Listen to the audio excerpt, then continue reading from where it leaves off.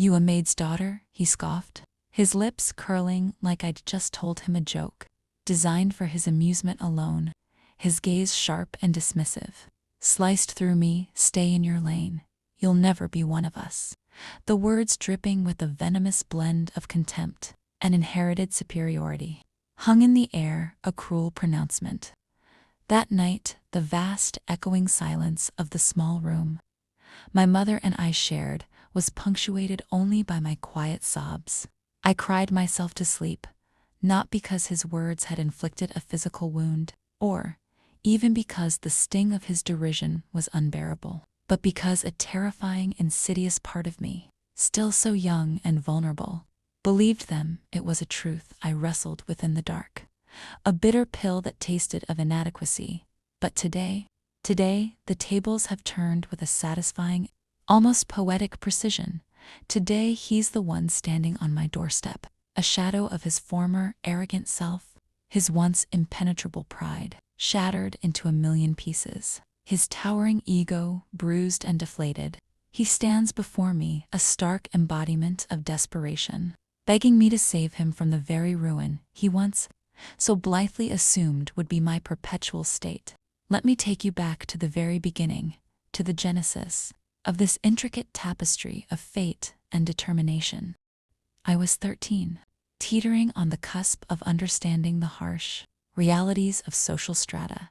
The first time I stepped across the threshold of the imposing Grayson estate, a mixture of nervous anticipation and quiet pride, had just been hired as their live-in housekeeper. Her hands, usually so steady, fidgeted ceaselessly with the pristine buttons of her new uniform, a uniform that symbolized both a fresh start and a stark reminder of our place. I clung to her hand, a small anchor in a sea of overwhelming grandeur, my eyes wide with an innocent wonder, as we stepped through towering, double doors that seemed to open into a world I had only ever glimpsed through the flickering, unattainable images on our small borrowed television. The polished floors beneath our feet gleamed with an almost supernatural intensity, reflecting our tentative figures like liquid mirrors. The verrier, cool and hushed, smelled of a sophisticated blend of lemon, polish and something else, something expensive and indefinable. A scent that spoke of opulence I couldn't yet name, but instinctively recognized as foreign. Above us, suspended like a celestial body, the colossal chandelier glittered with a blinding brilliance, each crystal catching the light and refracting it into 1,000 dancing prisms.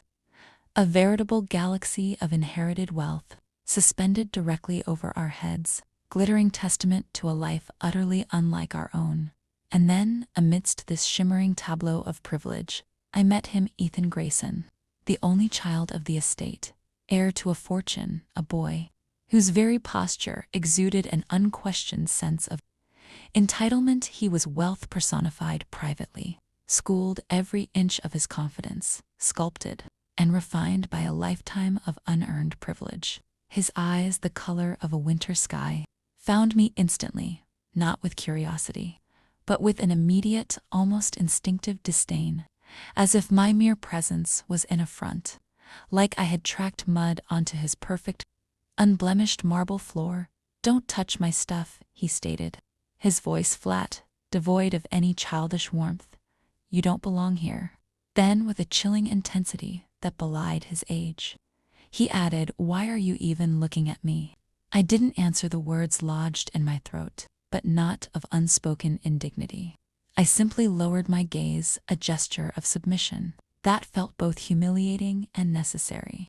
In that moment, from that day forward, Ethan Grayson seemed to make it his singular mission to remind me at every conceivable turn of my prescribed place within his gilded cage.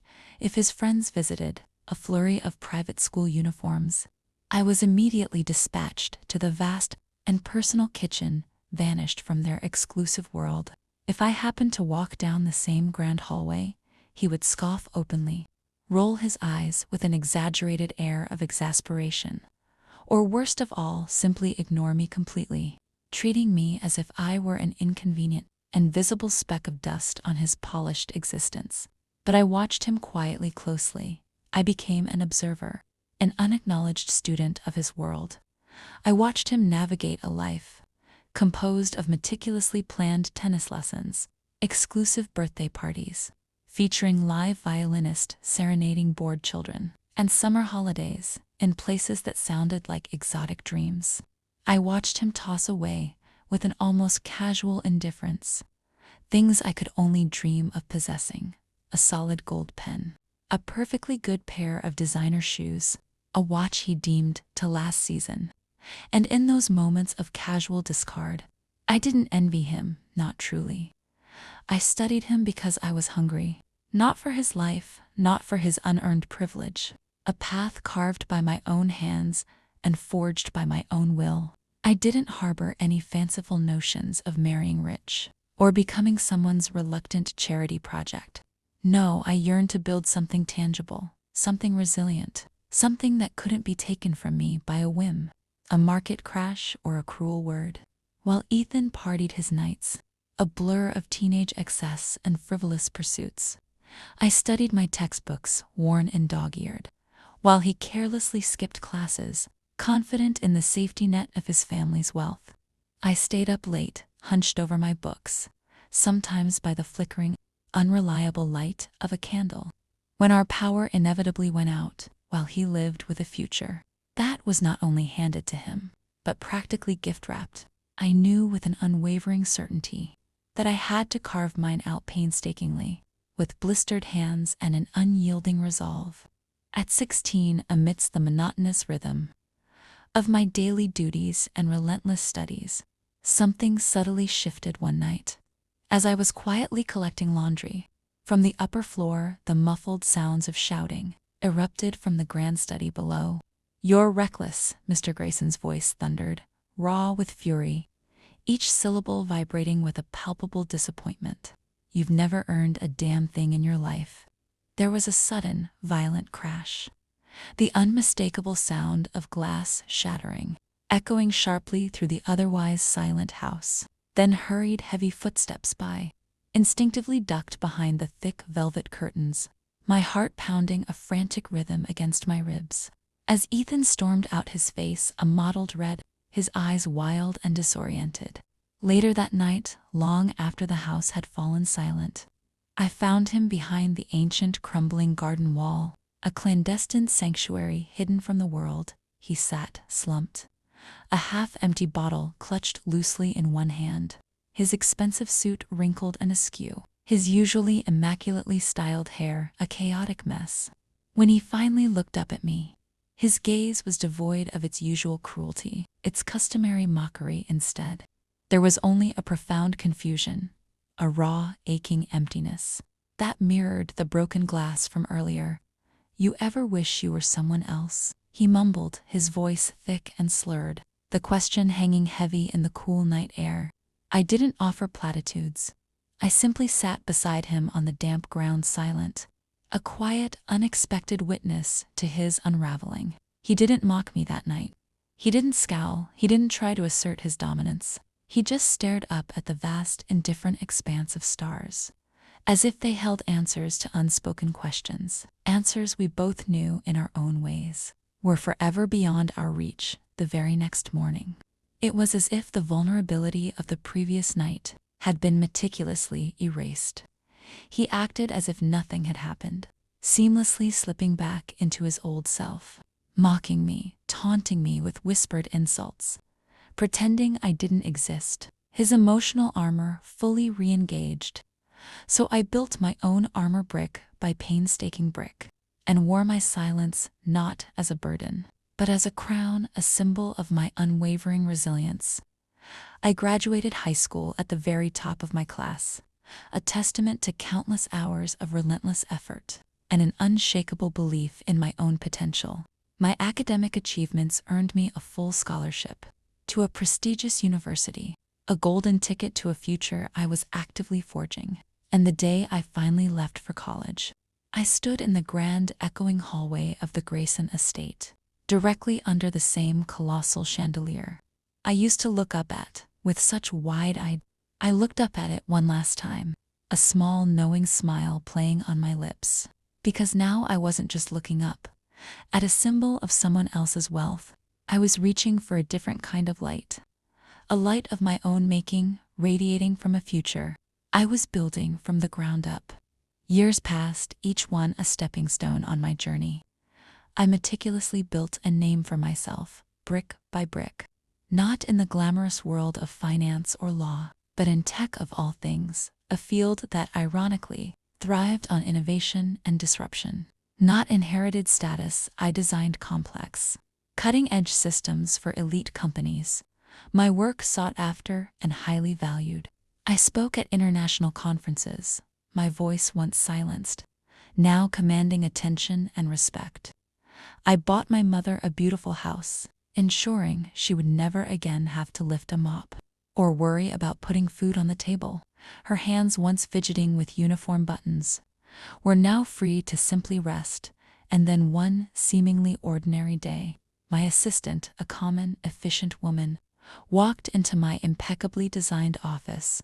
"There's a man in the lobby," she announced. Her voice even says his name is Ethan Grayson. "He's insisting he won't leave until he speaks to you." The name hung in the air, a ghost from a past I thought I had long since buried. I froze, a jolt of recognition, mingled with a strange sense of disbelief. Ethan. I hadn't seen or heard from him in nearly a decade, his existence relegated to a distant, almost forgotten memory when he finally stepped into my office. The transformation was stark, almost shocking. He looked different. The arrogance, once so intrinsically woven into his very being, was gone, replaced by a weary humility. His expensive suit, once a symbol of effortless wealth, was wrinkled not out of a nonchalant fashion choice, but out of genuine desperation, as if he'd slept in it. His eyes, once sharp with mockery and dismissive contempt, now held something I had never, in all our years of interaction, thought I would ever see: regret, a profound, palpable regret that seemed to emanate from his very core. He spoke, his voice hoarse, revealing the unraveling of his once invincible world. His family's company, the bedrock of his inherited privilege, had crashed and burned. Fraud scandal, frozen accounts. He'd been ruthlessly betrayed, not by outside forces, but by his own trusted board members. The very people he had taken for granted, his father, the man who had once thundered about earning things, had disowned him, cutting him off completely. He had nothing left. "I didn't know where else to go," he said quietly, his gaze pleading, desperate, and for a fleeting, disorienting moment. I remember the boy behind the garden wall, the one shrouded in shadows and vulnerability, the one who had whispered about wishing he were someone else, trapped by the expectations of a life he hadn't chosen. But I also remember the boy who had mercilessly told me I didn't belong, the one who had scoffed at my patched shoes and laughed at my quiet dreams, the boy who had made it his personal mission to diminish me at every turn. So I leaned back in my executive chair, the soft leather cool against my back, and slowly, deliberately crossed my arms over my chest. My voice, calm and steady, held a hint of the old bitterness, a precise echo of his past cruelty. "You asking help from a maid's daughter?" He swallowed hard, the irony of the situation not lost on him. His eyes flickered a mix of shame and acknowledgement. "I was wrong," he whispered, the words barely audible, a stark admission from a man who had once believed himself infallible. I didn't say anything more. The silence stretched thick with unspoken history, because forgiveness isn't owed, not like a debt. It's earned through genuine contrition and changed actions, and I had nothing to prove anymore. His opinion, once so crushing, was now utterly irrelevant. He once told me, with such dismissive certainty, to stay in my lane, but I didn't just change lanes. I didn't just merge into a different, better path. I built the entire damn road. And now, with a profound sense of cosmic justice, I own the very company that bought out what little was left of his family's crumbled empire. He knocked on my door, desperate for salvation. But I'm the one who ultimately decides whether that door opens or whether it remains firmly, irrevocably closed. What would you have done if you were her? Would you extend a hand of forgiveness to someone who once made you feel utterly worthless, who dismissed your very existence? Or would you close the door forever, allowing the past to remain a closed chapter? If this story moved you, if it resonated with the quiet strength of perseverance, don't just scroll past, like, share, and subscribe. For more emotional journeys that remind us of our inherent strength, the wisdom gained from our scars, and the unexpected ways love and redemption can sometimes find us, turn on the notification bell. Say you never miss a tale that truly touches the heart. Comment below, from dust to destiny, if you believe no background, no matter how humble or challenging, defines your future.